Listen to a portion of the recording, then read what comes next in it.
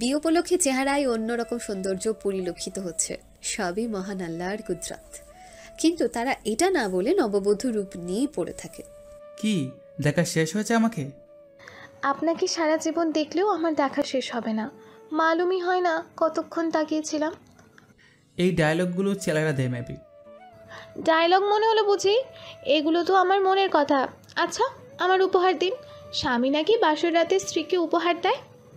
কবির ধারার কথার প্রত্যুত্তরে কিছু না বলে মুচকি হাসে।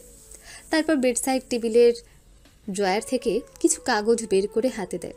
ধারা এপাশ ওপাশ উল্টে পাল্টে ভালো করে দেখে নিয়ে বলে, এটা কি? কেমন উপহার এটা? তোমার নামে ব্যাংক অ্যাকাউন্ট খুলেছি, সেটারই কাগজপত্র এসব। তোমার দেনমোহরের টাকা ওই ব্যাংক অ্যাকাউন্টে রয়েছে। তুমি চাইলে যে কোনো সময় ইউজ করতে পারো, আমার অনুমতি নেওয়ারও কোনো দরকার নেই। টাকা একেবারেই তোমার, এটা তোমাকে দেওয়া আমার উপহার। এর মাধ্যমে আমাদের সম্পর্ক পরিপূর্ণভাবে বৈধতা পেল। বাহ, দারুণ তো। দাঁড়ান, আপনার জন্য একটা উপহার আছে। বলেই ধারা কাঠের বাক্সটা থেকে ঘড়িটা বের করে কবিরকে পরিয়ে দেয়। তারপর জিজ্ঞেস করে, পছন্দ হয়েছে আপনার? বেশ সুন্দর, থ্যাংক ইউ দাঁড়া। ধারা কবিরের কথায় মৃদু হাসে। তারপর নিচু হয়ে কবিরের হাতে ঠোঁটের স্পর্শ এঁকে দেয়। কবির দ্রুতই হাত সরিয়ে নেয়। তারপর বলে, ফ্রেশ হয়ে আসো দাঁড়া, ঘুমাবো আমি। ঘুমাবেন? বাসর রাতে কে ঘুমায়? আমি ঘুমাই আর আমার বউও ঘুমাবে, তাড়াতাড়ি ফ্রেশ হয়ে আসো। না, আমি ঘুমাবো না। ঘুমানোর জন্য বিয়ে বসিনি আমি। তাহলে কি করবে? সবাই যা করে তাই। লজ্জা পাওয়ার ভান করে বলে, তোমার লজ্জা নাই লাগতে পারে, কিন্তু ট্রাস্ট মি, আমার প্রচণ্ড লজ্জা লাগছে। I need time to feel comfort with you. আজকে বরং আমরা গল্প করি। কি আমাদের আর বেশি দিন বাকি নেই, আমি শিওর। বউ প্রস্তুত আর বর বলছে আই নিড টাইম। ছি, লজ্জা করলো না আপনার এটা বলতে? এতদিন রাত জেগে গল্প করেছি কি আজকে রাতে গল্প করতে? কাম ডাউন। এমনিও আমি অনেক ক্লান্ত, আর তুমিও। এসব কথা বাদ দিয়ে ঘুমিয়ে পড়ো। আর যদি ঘুমাতে মন না চায় তবে পড়তে বসো। কোনো মূর্খকে তো আর আমি আমার বাচ্চার মা বানাবো না, তাই না? বিয়ে করেছি কি পড়ার জন্য? পড়ালেখার সাথে নো কম্প্রোমাইজ বেবি। তোমার যখন ঘুমাতে ইচ্ছা করছে তা তখন আমরা পড়াশোনা করব। ধারা কবিরের পাশ থেকে উঠে কবিরের কোলে বসে পড়ে। টুকুস করে কবিরের নাকে একটা চুমু খায়। তারপর রসিয়ে রসিয়ে বলে, বই নেই তো শোনা আমার কাছে। এর চেয়ে চলো আমরা বায়োলজি পড়ি। আমি আর্টসের স্টুডেন্ট, কিন্তু বায়োলজি প্র্যাকটিক্যাল করার বহু দিনের শখ আমার। Come on babe. আমি জলজান্ত একটা বই শোনা, কোনো এক্সট্রা বইয়ের দরকার পড়বে না। খাতা কলমও আছে আমার কাছে, আমি বলবো আর তুমি নোট করবে। বায়োলজি আমরা অন্য কোনো দিন শিখবো। ধারা কবিরের কোল থেকে উঠে দাঁড়ায়। তারপর বলে, সামনে থেকে সরেন, ঘুমাবো আমি, ঘুম পেয়েছে আমার। কবির উঠে দাঁড়ায়।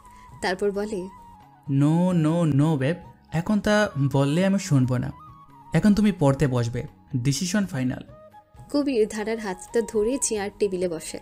তারপর খাতা কলম বের করে ধারার সামনে দেয়। ভার্সিটির প্রথম দিন সে যেই টপিকটা পড়িয়েছিল আজ আবার সেটা পড়ানো শুরু করে। ধারা লিখতে গিয়ে বারবার বানান ভুল করছে, আর কবির নিজেই সেগুলো কারেকশন করে দিচ্ছে। ধারার অন্য মনস্ক হয়ে পড়লেই হাতে একটা করে চিমটি দিচ্ছে। সব কাজ শেষে আরবার রুমের দিকে যাচ্ছে আদনান। প্রচণ্ড মাথা ব্যথা করছে তার। আরবার রুমের সামনে যেতেই দেখে সাম্য দাঁড়িয়ে আছে। সাম্য আদনানকে দেখেই চওড়া হাসি দেয়। তারপর উৎফুল্ল কণ্ঠে বলে, আরে আদনান বড় যে, আপনার অপেক্ষায় করছিলাম। অপেক্ষা করছো তো আবার আমার? বাহ, চমৎকার। তা কেন অপেক্ষা করছো? গেটের টাকার জন্য। কিসের গেট? বাসরাতের গেট। আপনার কোনো শালাশালি নেই তাই বেঁচে গেলেন, কিন্তু আমি ছাড়বো না, আমার গেটের টাকা দিতেই হবে। কিন্তু তুমি তো আমার বউয়ের বড় ভাই, সম্পর্কে আমার সম্বন্ধী। তোমাকে টাকা দেওয়া তো জায়েজ না। এমন করবেন না ভাই, বউয়ের বড় কিন্তু আপনার তো ছোট। গেটের টাকা না দিলে কিন্তু বউয়ের কাছে যেতে দিব না। তুমি একা আমাকে আটকে রাখতে পারবে? ভয় দেখাচ্ছেন ভাই? মিনাও প্ল্যান করেছিল আমার সাথে গেট ধরবে, কিন্তু নাটকের ঘরের নাটকিটা এখন ভং করেছে। আপনি প্লিজ আমার নিষ্পাপ মুখের দিকে তাকিয়ে কিছু টাকা দিয়ে দিন না ভাই। ছি ছি, বড় ভাই হয়েও এমন করছো, সেই মনেও। বাই দ্য ওয়ে, ডিমান্ড কত? একার আর কতই বা ডিমান্ড হবে বলুন? বেশি না, 1000 দিলেই আমি খুশি। আদনান মানিব্যাগ বের করে 1000 টাকার দুটো নোট এগিয়ে দেয় সামনের দিকে। সাম্য টাকাটা হাতে নিয়ে বলে, আরে বাহ, সবাই কমিয়ে দেয় আর আপনি বাড়িয়ে দিলেন। তুসি গ্রেট হো। এখন আমি যাই তাহলে ভাইয়া। অবশ্যই অবশ্যই। এই বলে শাম্মু সেখান থেকে চলে যায়। আদনানও আর দাঁড়িয়ে না থেকে রুমে প্রবেশ করে। রুমে ঢুকে দরজা লাগায় আদনান। দরজা লাগিয়ে রুমে ঢুকতে নিলে সাথে সাথে প্রথম দিনের মতন একটা ছুটন্ত ঘোড়া আঘাত হানে আদনানের চওড়া পুরুষালী বুকের উপর। আদনান তাকিয়ে দেখে আরবা, তবে সে প্রথম দিনের মতন আরবাকে সরতে না বলে দুই হাতে আবদ্ধ করে নেয় ছোট্ট ক্ষীণ দেহটাকে। আরবা খিলখিলিয়ে হেসে ওঠে, বুক থেকে মুখটা উঁচু করে বলে, বড় চাচি বলেছিল আপনি রুমে ঢুকলে যেন আপনাকে পায়ে ধরে সালাম করতে, কিন্তু আমার তো পছন্দ হয়নি। কেন জিজ্ঞেস করবেন না? কেন? পা ধরলে জায়গা পাই হবে, কিন্তু আমি না আপনার পায়ে পড়ে থাকতে চাই আর না মাথায়। আমি আজীবন আপনার বুকের মাঝেই থাকতে চাই। রাখবেন তো আমাকে? আরবা নাক টেনে দিয়ে মৃদু হেসে আদনান বলে, এই বয়সে এত পাকা পাকা কথা তুমি কোথায় শিখেছ? পাকা বুড়ি একটা। শিখতে হয় নাকি আবার? এমনি মনে আসলো তাই বললাম। উত্তর দিলেন না যে? রাখবো। তুমি থাকলে আজীবনই রেখে দেব। আমি অনেক ভালো বউ হব, দেখে নিন। একদমই আমার মায়ের মতো হব না। আপনি আমাকে নিয়ে গর্ব করবেন আর বলবেন বউটা আমার অনেক লক্ষ্মী, অনেক ভালো। ঠিক আছে, এবার ছাড়ো আমায়। আদনান তাকিয়ে আরবাকে একবার দেখে নেয়। মেয়েটা পার্পল কালারের একটা শাড়ি পরেছে। মেয়েটার জন্যই যেন শাড়িটা বানানো হয়েছে এমন মনে হচ্ছে। অনেক সুন্দর দেখাচ্ছে আরবাকে। আদনান খাটের দিকে এগোতে থাকে আরবার হাত ধরে। আরবাকে খাটে বসিয়ে দিয়ে সে তার পকেট থেকে একটা বক্স বের করে। বক্সটা খুলে একটা ডায়মন্ডের 6 স্টোনের আংটি বের করে আরবার হাতে পরিয়ে দেয়। আরবা অবাক চোখে আংটিটাকে দেখতে থাকে, তারপর খুশি হয়ে জিজ্ঞেস করে, এটা আমার জন্য এনেছেন আপনি? কেমন লাগছে? খুব সুন্দর, কিন্তু এটা তো অনেক দামি। আমি যদি হারিয়ে ফেলি? সাবধানে থাকবে, বড় হচ্ছে তো, তার উপর বিয়ে হয়েছে। এখন থেকে আমার সবকিছুতে তোমাকেই সামলে রাখতে হবে। তাও যদি দুর্ভাগ্যবশত হারিয়ে যায়, তবে আরেকটা কিনে দেবো, ঠিক আছে? ঠিক আছে। আরবা অন্য হাতের আঙ্গুল দিয়ে আংটিটা খুঁটিয়ে খুঁটিয়ে দেখতে থাকে। ইস কি সুন্দর! গাল ভরে হাসে আরবা, তারপর হাসি থামিয়ে দুঃখী হয়ে জিজ্ঞেস করে, কিন্তু আমার কাছে তো কোনো উপহার নেই আপনাকে দেওয়ার মতো। তুমি তো আমার সেরা উপহার, আর কিছু লাগবে না আমার। আরবা আবার খুশি হয়ে যায়, খিলখিলিয়ে হেসে ওঠে। আদনানও চওড়া হাসে। আরবা আবার বলে, একটা গান শোনান তো, শোনাবেন? বউ বাসরাতে কিছু চেয়েছে, তা না দিলে যদি বউ মন খারাপ করে, এই রাতটা গানে গানে স্মরণীয় হয়ে থাক। একদম একদম। তুমি সুন্দর তাই চেয়ে থাকি প্রিয়, সে কি মন অপরাধ। খুব সুন্দর হয়েছে, গানটা খুব সুন্দর। আপনি লিখেছেন আমার জন্য? আমি গান গাই, লিখি না। এটা কাজী নজরুল ইসলাম লিখেছেন। কার জন্য লিখেছেন জানি না। ও, আমার খুব মাথা ব্যথা করছে, তুমি একটু মেসেজ করে দিবে প্লিজ। আরে তা আবার জিজ্ঞেস করতে হয়? বলি আরবা বিছানায় উঠে বসে আর আদনানকে বলে, আমার কোলে মাথা রাখুন, আমি মালিশ করে দিচ্ছি। আদনান আরবার কোলে মাথা রেখে শোয়।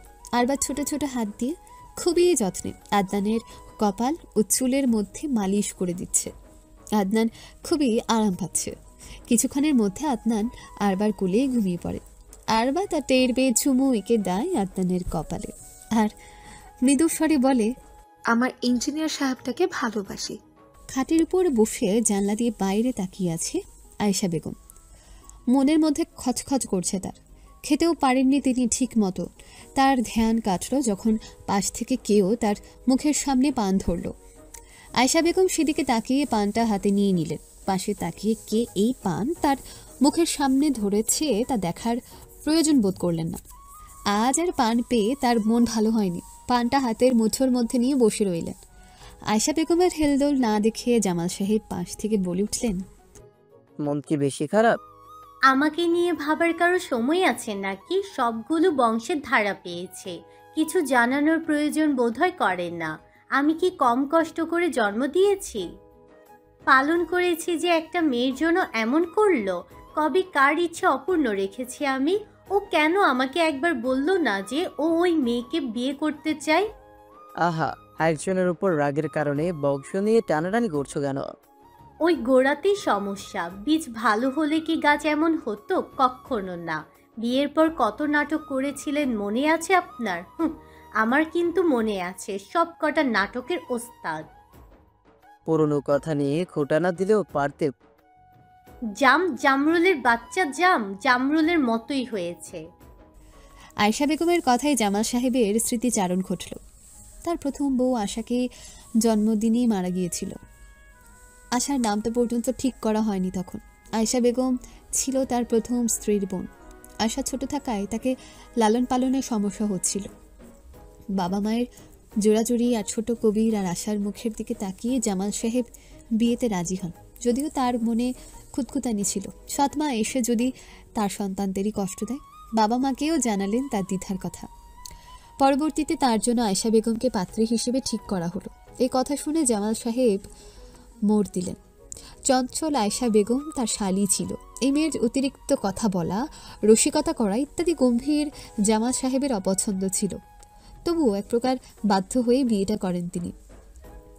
বাসরাতে তাদের ঝামেলা হয়। জামাল সাহেব বলেন আয়েশা বেগমের সাথে থাকবেন না, শোবেন না, আর আয়েশা বেগমও ছাড়ার পাত্রী না। এভাবেই তাদের সংসার কাটতে থাকে।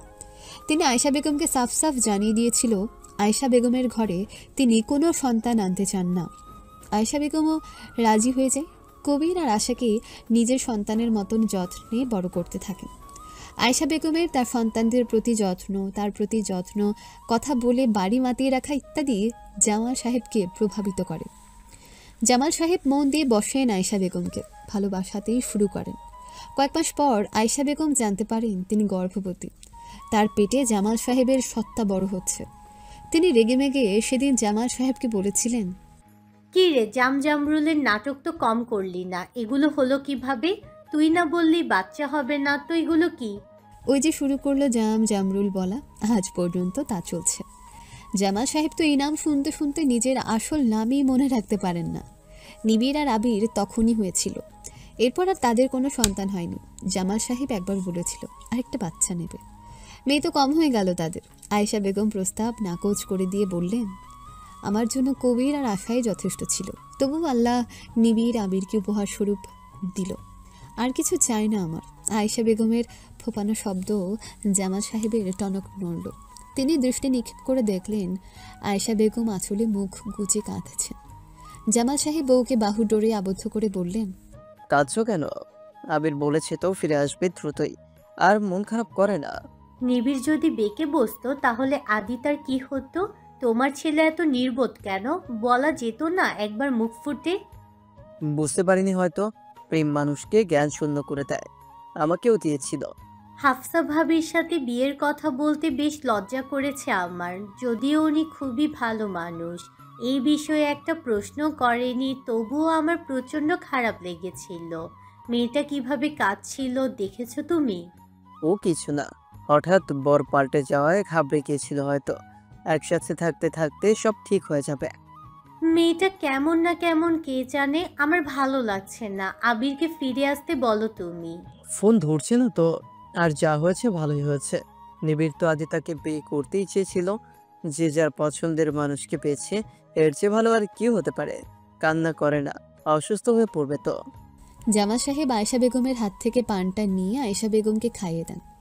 আয়েশা বেগম এবার আর মানা করেন না। পান চিবুতে চিবুতে তিনি বললেন, এমনিতে আদনান বাবা বেশ ভালো মনের, বেশি ঝামেলা করেনি। আমাদের মেয়েটা ভালো থাকবে ওর কাছে বললো। তাই তো মনে হচ্ছে। মেয়েটা ভালো থাকলেই ভালো। সেদিন জুমেনকে বলল কিভাবে ওর শাশুড়ি ওর সম্পর্কে সব জেনে নিচ্ছিল। কাজ করতে হবে না, শুধু আদনানের খেয়াল রাখলেই আর পড়াশোনা করলেই হবে বলেছে। আদিতাও খুব স্নেহ করে ওকে। আমিন সাহেবও চমৎকার মিশুক মানুষ। মেয়েটা এবার একটা সুস্থ পরিবার পাবে। তা যা বলেছ, আদিতার ধারা তো বেশ সুন্দর, মার্জিত, বংশ ভালো, সব মিলিয়ে মন মতো বউ পেয়েছি। রাইমা কেমন হয় কে জানে। অত বড় ছেলে বিয়ে করে নিয়ে এলে না মেনেও তো উপায় নেই। না মানার কি আছে? যে থাকবে সারা জীবন তার পছন্দ হলেই হলো। ঘুমাবো এখন, সরো তো। আরে শোনো না, আমাদের বাসর রাতে তো স্মরণীয় কিছুই হয়নি। চলো না, ছেলেদের সাথে আমরাও আবার বাসর সেলিব্রেট করি। শক্ত কম না বুড়ো, চুপচাপ ঘুমাও। বেশি তিরিং বিরিং করলে কিন্তু রুম থেকে বের করে দিব। বুড়ো বয়সে নিশ্চয়ই সেটা ভালো লাগবে না। জামাল সাহেব হাসেন। বিছানা থেকে উঠে গিয়ে লাইটটা বন্ধ করে আয়েশা বেগমকে জড়িয়ে ধরে শুয়ে পড়েন। বিয়ের এত বছর পরও বউটাকে কিশোরী মনে হয় আর নিজেকে তাগড়া যুবক। ভালোবাসার কমতি নেই দুজনের মধ্যে একটুও। নিবিড় নিজের রুমের সামনে গিয়ে দাঁড়িয়ে আছে বহুক্ষণ। ভেতরে ঢুকতে তার কেমন যেন লাগছে। আশ্চর্য হবার এমন কি কারণ? বহুকাল দ্বিধা দ্বন্দ্বে ভুগে সে দরজা খোলার জন্য হাত পারল, কিন্তু দরজা খুলছে না। দরজা ভিতর থেকে লাগানো। নিবিড় বারবার চেষ্টা করতে থাকে, কিন্তু কোনো লাভ হয় না। অবশেষে দরজা ধাক্কাতে থাকে। ওপাশ থেকে আদিতা বলে ওঠে, কে? আমি নিবিড়, দরজা খোলো। আপনি? দেখুন না, দরজাটা লক হয়ে গিয়েছে, খুলছে না। অনেক চেষ্টা করেছি কিন্তু খুলছেই না। নিবিড় সবটা বুঝতে পারে আদিতা ইচ্ছে করে দরজা লাগিয়ে রেখেছে তাকে ঢুকতে না দেওয়ার জন্য। সে বাঁকা হেসে বলে, তাই নাকি? কিন্তু দরজা লাগিয়েছিলে কেন তুমি, সেটাকে বলো। বলা যাবে না। ও আচ্ছা, তুমি ওয়েট করো, আমি আসছি। কই যাচ্ছেন আপনি? আদনান ভাইয়াকে ডেকে নিয়ে আসে। দরজা ভাঙতে হবে তো। সে যদি জানে তার পেয়ারের বোন সারা রাত বন্ধ করেছিল, তবে তো সে আমাকে ছেড়ে কথা বলবে না। এদিকে আমার একার শক্তিতেও কুলাবে না। প্রচুর ক্লান্ত আমি। যাই, আদনান ভাইকে ডেকে নিয়ে আসে। আদনানের নাম শুনেই আদিতা ভয় পেয়ে যায়। দরজা খুলে নিবিড়ের হাত ধরে বলে, কোথায় যাচ্ছেন আপনি? ভাইয়া বাসর রাত আজকে, আপনার তাকে ডিস্টার্ব করতে একটু খারাপ লাগবে না? নিজে করতে পারছি না তো, তাই অন্যকে করতে দিতে মন চাচ্ছিল না। কিন্তু তুমি আগে আমাকে এটা বলো, হুট করে দরজাটা কিভাবে খুলে গেল? তাই তো, খুলে গেল কিভাবে? আসলে অনেক ট্রাই করেছিলাম খোলার, তাই খুলে গেল। ও আচ্ছা, চলো বউ, বাসর ঘরে চলো। বাসর রাতে বাসর ঘরে বসে কথা বলতে হয়, বাইরে বসে নয়। বলবো কথা বাসর রাতে বাসর ঘরে। চলো চলো চলো। আদিতার কাঁধে হাত দিয়ে নিবিড় রুমে ঢুকে যায়। রুমে ঢুকেই নিবিড় দরজা লাগিয়ে দেয়। আদিতা শুকানো ঢোক গিলে বলে, দরজা লাগাচ্ছেন কেন? দরজা খুলবো বলছি। বিয়ের পর দরজা লাগিয়েই ঘুমাতে হয়। চলো বউ, বাসরটা সেরে ফেলে। কি কি কি? বাসর? ও, কিন্তু এত তাড়া কিসের? শুনুন না, আমার না রাতে বারান্দায় যেতে খুব ভয় করে। তো তুমি কি বাসরটা বারান্দায় সারতে চাচ্ছ? কি তখন থেকে বাসর বাসর করছেন? জানতো, গিয়ে বারান্দা থেকে আমার জামা কাপড় নিয়ে আসুন, চেঞ্জ করব আমি। বারান্দায় তোমার জামা কাপড় গেল কিভাবে? আমি রেখেছি। কেন? বাসরটা সেরে এনে দিই। লাল টুকটুকি বউ দেখে আমার তার দর্শ হচ্ছে না। না, জামা কাপড় আনুন আগে। তোমার না বারান্দায় যেতে ভয় করে? তাহলে বারান্দায় রাখলো কে জামা কাপড়? ওই একটা মহিলা আপনাদের বাড়িতে কাজ করে, তাকে দিয়ে রাখিয়েছি, প্লিজ এনে দিন না। নিবিড় বারান্দায় গিয়ে আসে, উকি মারে। আসলে সালোয়ার স্যুট আছে একটা, তাই বিষয়টাকে বেশি না পেঁচিয়ে জামা কাপড়গুলো আনতে যায়। আর অমনি দরজা লাগানোর শব্দে সে বুঝতে পারে তাকে ফাঁদে ফেলা হয়েছে। মুচকি হাসে সে। আদিতা বারান্দায় জানালায় এসে বলে, কেমন মজা? অনেক মজা। বাসর করার অনেক শখ, তাই না? অনেক। এখন ওখানে বসে বসে মশা মাছির সাথে বাসর করুন, আমি গেলাম ঘুমাতে। আদিতা। জি বলুন, ওয়াশরুমে যাবেন? নো চান্স, আপনাকে আমি একটুও বিশ্বাস করি না। সত্যি সত্যি ইমার্জেন্সি হলে ওখানেই কাজ সারুন, আমি দরজা খুলতে পারবো না। না না না, ব্যাস। না, সেটা না। নিবিড় নিজের ফোনটা পকেট থেকে বের করে বলে, আসলে আমি ভাবছিলাম আদনান ভাইয়া জানানো দরকার বিষয়টা। জানাবো নাকি? আদিতা ফোনটা দেখে ঘাবড়ে যায়। ইস, ফোনের কথা তার মাথা থেকেই বেরিয়ে গিয়েছিল। আদিতা অনুনয়ের সুরে বলে, এমন করবেন না প্লিজ, আমি দরজা খুলে দিচ্ছি। Quick baby. আদিতা দরজাটা খুলে দেয়। নিবিড় সাথে সাথে বেরিয়ে এসে আদিতাকে দেওয়ালে পিন করে দেয়। হ্যাঁ, একদম ঘন হয়ে দাঁড়ায় সে আদিতার। তারপর হাতের আঙ্গুল দিয়ে আদিতার ঠোঁট স্পর্শ করে দিয়ে ঘোর লাগা দৃষ্টিতে তাকিয়ে থাকে।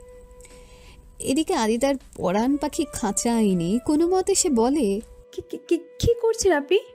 নিবিড় যেন আদিতার কোনো কথাই শুনতে পেল না। হাসকি কণ্ঠে এসে আদিতাকে বলল, তোমাকে অনেক সুন্দর লাগছে কোকিল পাখি, চোখে সরাতে পারছি না আমি। তুমি একটা চুমু দিই। নিবিড়ের শেষ কথাটুকু শুনে আদিতা চমকে ওঠে। এ কোন নিবিড়কে দেখছে সে? এতটা পরিবর্তন শুধু তার বউ হয়ে গেছে বলে? আদিতা নিবিড়ের প্রস্তাব না করে দেওয়ার আগেই নিবিড় আদিতা ঠোঁটে থাকা হাতটা দিয়ে গালটা ধরে ঠোঁটে ঠোঁট মিশিয়ে দেয়। পরম যত্নে চুম্বন এঁকে দিতে থাকে আদিতার অধরে। কেঁপে কেঁপে উঠে আদিতা নড়াচড়া করতে থাকে প্রচুর, কিন্তু নিবিড় পুরুষালী শক্ত বাঁধন থেকে নিজেকে এসে আলাদা করতে পারে না। এদিকে নিবিড়ের সাথে তাল মিলাতেও সে পারে না। কিছু একটা বাধা দিচ্ছে তাকে। সংশয় জর্জরিত হৃদয়ের সাথে কুলোতে না পেরে কেঁদে দেয় আদিতা। চোখ বুজে স্বর্গীয় অনুভূতিতে ডুবে থাকা নিবিড় খানিক বাদে টের পায় আদিতা কাঁদছে। সঙ্গে সঙ্গে ছেড়ে দিয়ে দূরে গিয়ে দাঁড়ায়। ছাড়া পাওয়ার সাথে সাথে আদিতা নিচে বসে পড়ে আর কাঁদতে থাকে। কেন কাঁদছে সে নিজেও জানে না। ভয় পেয়েছে খানিক। মনে নিবিড় নামক মানুষটাকে নিয়ে হাজারো সংশয় কাজ করছে তার। লোকটা প্রতিশোধ প্রবণ। হুট করে আদিতার সাথে বিয়ে হওয়ার লোকটা প্রতিশোধ নিতে চাচ্ছে না তো? লিপস্টিক লিপটে গিয়েছে আদিতার, সে নিয়ে সে বসে বসে কাঁদছে। নিবিড়ও টের পায়নি তার ঠোঁটও রাঙা হয়ে গিয়েছে। আদিতা কাঁদছে দেখে সে আর আদিতার কাছে যায় না, দূর থেকে সান্ত্বনা দিতে থাকে। কিছুক্ষণ বাদে আদিতা শান্ত হয়। নিবিড় তাকে কনফার্ম করে আদিতার অনুমতি ছাড়া সে আর এসব করবে না। এটুকু বলে সে বারান্দায় গিয়ে আদিতার সালোয়ার স্যুটটা নিয়ে এসে আদিতাকে দেয়। আদিতা তা নিয়ে ওয়াশরুমে চলে যায়। নিবিড়ের বেশ ফুরফুরা লাগছে এই মুহূর্তে। আদিতা তার বউ হয়ে গিয়েছে, এটুকুই আপাতত যথেষ্ট তার জন্য। বউ যখন হয়েছে তখন সব হবে। বেশি তাড়াহুড়ো করতে গেলে লোকসান হতে পারে। মনের মানুষকে চুমু গেলে এত শান্তি লাগে, তা যদি নিবিড় আগে জানতো তাহলে ওই দিন পুকুর পাড়ে বসে শুভ কাজটা সেরে ফেলতো। হুট করে নিবিড়ের ফোনটা বেজে ওঠে। নিবিড় ফোনটা হাতে নিয়ে দেখে আবির ভিডিও কল দিয়েছে। নিবিড় ফোনটা রিসিভ করে। নিবিড় ফোন রিসিভ করার পর নিজের অবস্থা দেখে হকচকিয়ে ওঠে। আবির তো ননস্টপ হেসেই যাচ্ছে নিবিড়ের অবস্থা দেখে। নিবিড় লজ্জায় পড়ে যায়। ঠাস করে ফোনটা কেটে দিয়ে ড্রেসিং টেবিলের সামনে যায়। নিজেকে দেখে এখন নিজেই হাসছে সে। কি অবস্থা তার! নিজের ঠোঁটে নিজেই হাত ছুঁয়ে দেখতে থাকে সে। এসব তো সে তার বউকে আদর দিয়েছে, তারই চিহ্ন। নিবিড় নিজের ঠোঁট মুছে বিছানায় এসে বিছানায় বসে আবিরকে কল ব্যাক করে। আবির ফোন রিসিভ করে হাসতে থাকে এবং ভ্রু নাচাতে থাকে। নিবিড়ও মুচকি হাসে, আবিরের মতো ভ্রু নাচাতে থাকে। কি মামা, সেই মজা তাই না? মজার পেলাম কই? পাসনি? নাটক করছিস? নাটকে আমার নায়িকা অনেক ভিতরে মামা। আরে নায়িকা এখন কোথায়? ঘুমিয়ে গিয়েছে? ঘুম তো মেয়েটার সাথে তুই অমন করতে পারলি? নিজে প্রশ্ন করছিস আর নিজে উত্তর দিচ্ছিস। না, ঘুমায়নি, ওয়াশরুমে ফ্রেশ হতে গিয়েছে। ও, কেমনে কি করলি মামা, ক না। কি ঘন্টামি বাদ দিয়ে নিচে ঘুমা আর আমারও ঘুমাইতে দে। আরে আজকে কি ঘুমানোর দিন নাকি? রাইমা কই? কথা ঘুরানো কেউ তোর থেকে শিখুক। ও রুমে, আমি একটু কাজে বাইরে এসেছি। ও, আমি রুমে গিয়ে ফোন দিচ্ছি। আদিতার সাথে রাইমা কথা বলবে। আচ্ছা। আবির হোটেলের রুমে প্রবেশ করে। তার হাতে শপিং ব্যাগ। রাইমার জন্য কিছু জামা কাপড় এনেছে সে, আরও প্রয়োজনীয় অনেক জিনিসপত্র। এত রাতেও দোকান খোলা পাবে সে ভাবেনি। রুমে প্রবেশ করতে দেখে রুমের সকল লাইট অফ করা। আবির গিয়ে লাইট জ্বালায়। রাইমাকে রুমের কোথাও দেখা যাচ্ছে না। আবিরের কপালে ভাঁজ পড়ে। সে ওয়াশরুম চেক করে দেখে রাইমাও সেখানে নেই। তারপর বারান্দায় যায়। মুহূর্তেই তার মন ভালো হয়ে যায়। তার শ্যামাঙ্গী কেশবতী কন্যা বারান্দায় বেতের চেয়ারে বসে আছে। হোটেল রুমের এই কক্ষটা থেকে দূরের পাহাড়গুলো আবছা দেখা যাচ্ছে। পূর্ণিমা রাতে অসম্ভব সুন্দর লাগছে পাহাড়গুলো। আবির হাতের ব্যাগগুলো নিয়ে রাইমার মুখোমুখি চেয়ারে বসে পড়ে। রাইমার সর্বাঙ্গে চাঁদের আলোর মাখামাখি। কৃষ্ণাঙ্গ শরীর চকচক করছে চাঁদের আলোয়। মায়াবী মুখখানা আরও মায়াবী দেখাচ্ছে। নিষ্পলক সেদিকে তাকিয়ে থাকে আবির। ঠোঁটে তার এক চিলতে হাসির রেখা, চোখে মুখে ভালোবাসার ছাপ স্পষ্ট। রাইমা সেদিকে তাকায়। আবিরের উপস্থিতি সে আরও আগেই টের পেয়েছে। রাইমা আবিরকে জিজ্ঞেস করে, কি দেখছেন অমন করে? এক কৃষ্ণাঙ্গ রূপবতী মায়াবী চাঁদ, কলঙ্কহীন বিরল চাঁদ, আমার সহ্য হওয়া একমাত্র বউ। কলঙ্কহীন? লোকে বলে চাঁদেরও কলঙ্ক আছে, কিন্তু আমার চাঁদের তো কোনো কলঙ্ক নেই। চাঁদের কলঙ্ক তার দাগ, আর আপনার চাঁদ পুরোটাই কলঙ্কিত। আমার চোখে আমার চাঁদ কলঙ্কহীন। শুদ্ধতম প্রেয়সী, কিন্তু বউ বউ তো লাগছে না। বউ বউ লাগছে না? না, লাগছে না। শাড়ি না পরলে কি বউ বউ লাগে? শাড়ি কই পাবো? আবির হাতে থাকা শপিং ব্যাগটা ধরিয়ে দিয়ে বলে, লাল একটা শাড়ি আছে, জামদানি শাড়ি, পরে এসো যাও। পরে, আগে আদিতাকে ফোন দিন। সকালে বাজির কথা ভুলে গেলেন? হারলে কিন্তু যা চাইবো তাই দিতে হবে, তখন কিন্তু না বললে চলবে না। Same to you. প্রায় 30 মিনিট পর আদিতা ওয়াশরুম থেকে বের হয়। তার পরনে ডার্ক পার্পল কালারের সালোয়ার স্যুট। নিবিড় বিছানার উপর বসে বসে ফোন চালাচ্ছিল। আদিতা বের হতেই নিবিড় আদিতার দিকে তাকায়। মেয়েটাকে অনেক শান্ত দেখাচ্ছে। মেকআপের ভারী আস্তরণ সরানোর পর কি স্নিগ্ধ সুন্দর লাগছে। আদিতার হাতে শাড়ি, কোথায় রাখবে বুঝতে পারছে না। সন্ধ্যার পর থেকে ওটাই পড়েছিল সে, ঘামে হালকা ভিজেও রয়েছে। নিবিড় উঠে গিয়ে আদিতার হাত থেকে শাড়িটা নিয়ে বারান্দায় চলে যায়। শাড়িটা বারান্দায় রশিতে ছড়িয়ে দিয়ে রুমে এসে দেখে আদিতা এখনও ওয়াশরুমের সামনে দাঁড়িয়ে আছে। ওখানে দাঁড়িয়ে আছো কেন? এমনি। নিবিড়ের ফোনটা বেজে ওঠে। নিবিড় তাকিয়ে দেখে আবির ফোন দিয়েছে। নিবিড় ফোনটা রিসিভ করে বিছানায় গিয়ে বসে। ইশারায় আদিতাকে কাছে ডাকে। আদিতা হেলদোল আনে না তার মুভমেন্টে। নিবিড় এবার মুখ ফুটে বলে, এদিকে এসো, রাইমা তোমার সাথে কথা বলবে। আদিতা এবার ধীর পায়ে এসে বসে নিবিড়ের পাশে। নিবিড় ফোনটা আদিতার হাতে ধরিয়ে দিয়ে বারান্দায় চলে যায়। আদিতা ফোনটা রিসিভ করে কানে ধরে। হ্যালো। আদিতা? হ্যাঁ, কি রে, কই গেছিস তোরা? কোনো অসুবিধা হচ্ছে না তো? সিলেট এসেছি, আপাতত সব ঠিকই আছে। তোর খবর কি? সবাইকে ম্যানেজ করলে কিভাবে সেটা বল। ম্যানেজার করতে পারলাম কই? কেন, কি হয়েছে? ধরে বিয়ে দিয়ে দিয়েছে। কি? কার সাথে? নিবিড় স্যারের সাথে। তুই মেনে নিলি? আমি তো নাই করেছিলাম, কিন্তু উনি তো নাচতে নাচতে বিয়ে করে নিলেন। এক কথায় রাজি হয়ে গিয়েছিলেন। জানিস কি আছে ওনার মনে, খোদাই জানে। মেরে টেরে ফেলে নাকি, সেই ভয় আছি। আঙ্কেল আন্টি ভাইয়া সবাই খারাপ ভাবছে আমাকে, তাই না রে? ওগুলো নিয়ে তুই টেনশন করিস না। কয়েকদিন পর আর ওসব ওদের মনেই থাকবে না। আমার জন্য দোয়া করিস। ওই লোকের সাথে কিভাবে সারা জীবন থাকবো তা ভেবেই মরে যাচ্ছি আমি। থাক, কষ্ট পাস না, আস্তে আস্তে সব ঠিক হয়ে যাবে। লোকটা ভালো আছে, তুই এত ঝগড়া করিস তাও তোকে সেবার বাঁচালো। কবে? ওই যে সেন্ট মার্টিনে সাপের হাত থেকে নিবিড় স্যারই তো তোকে বাঁচিয়েছিল। তাই নাকি? কই, আগে তো বলিসনি। কথা হয়নি এই বিষয়ে, তাই। ও আচ্ছা, থাক তাহলে, বিশ্রাম নে। ফোন দিস সময় করে। আচ্ছা, টেক কেয়ার। বাই। আদিতা ফোনটা বেডসাইড টেবিলে রেখে বারান্দায় গিয়ে উকি দেয়। নিবিড় বারান্দার ফ্লোরে বসে সিগারেটে শুক টান দিচ্ছে। আদিতা ঠিক কতক্ষণ এই দৃশ্য দেখে তা মালুম নেই। নিবিড়ের কথায় তার হুঁশ ফেরে।